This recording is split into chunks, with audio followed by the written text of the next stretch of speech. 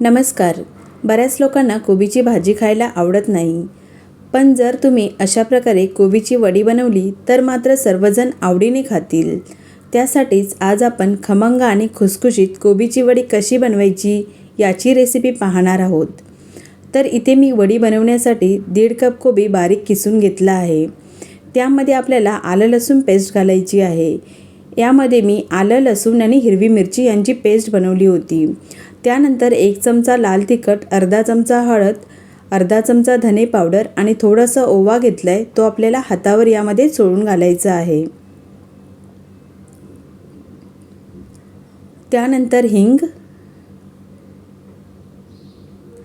पाव कप तांदळाचं पीठ आणि चवीनुसार मीठ. आता आपल्याला हे छान असं मिक्स करून घ्यायचं आहे. त्यानंतर यामध्ये आपण बेसन घालणार आहोत. बेसन आपल्याला थोडं थोडं करून ॲड करायचं आहे.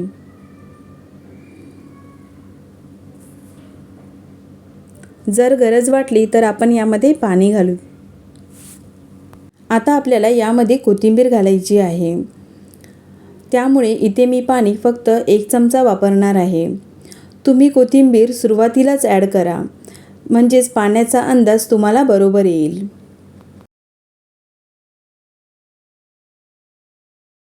आता आपण यामध्ये कोथिंबीर घालून हे छान असं मिक्स करून घेऊया.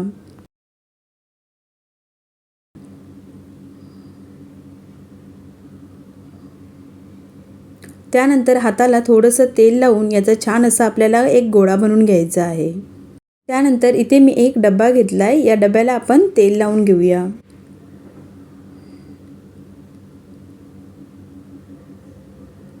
तुम्ही ताट घेतलात तरीही चालेल. त्यानंतर वडीचं मिश्रण डब्यामध्ये घेऊन याला आपण व्यवस्थित डब्यामध्ये स्प्रेड करून घेऊया. हाताच्या बोटाने याला व्यवस्थित असं स्प्रेड करून घ्यायचं आहे.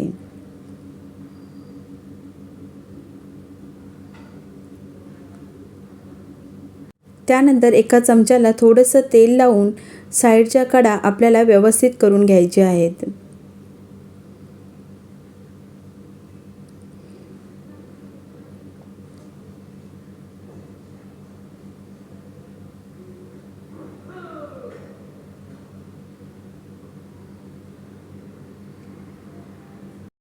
इथे मी सफेद तीळ घेतले आहेत.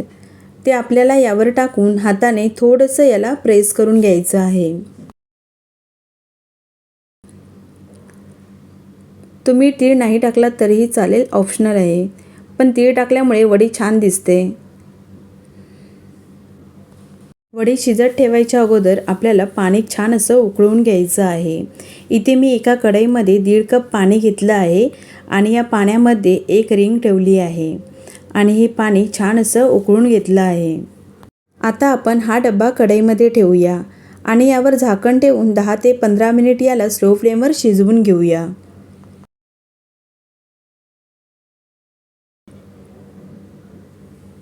तर इथे 15 मिनिट नंतर आपण चेक करूया.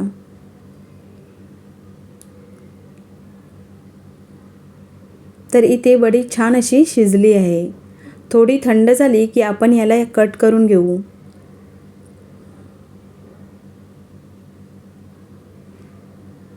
सुरीच्या साहाय्याने आपल्याला हे कट करून घ्यायचं आहे.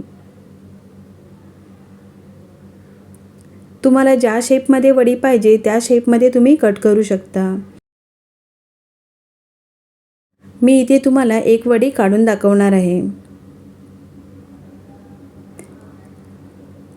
ही वडी डब्याला अजिबात चिकटलेली नाही आणि छान अशी शिजली आहे. अशाच प्रकारे आपण सर्व वड्या कट करून घेऊया. इथे आपलं तेलसुद्धा गरम झालेलं आहे. आता आपण यामध्ये वड्या फ्राय करून घेऊ.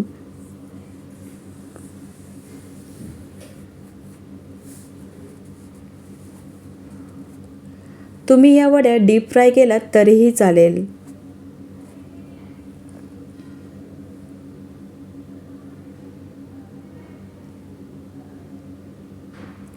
एका साईडने वड्या छान भाजल्या आहेत. आता आपण याला दुसऱ्या साईडने भाजून घेऊया.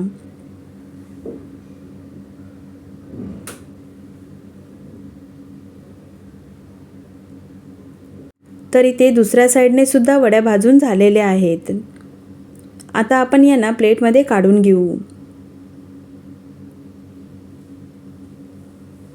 तर इथे खमंग, खुसखुशीत आणि कुरकुरीत अशा कोबीच्या वड्या तयार आहेत.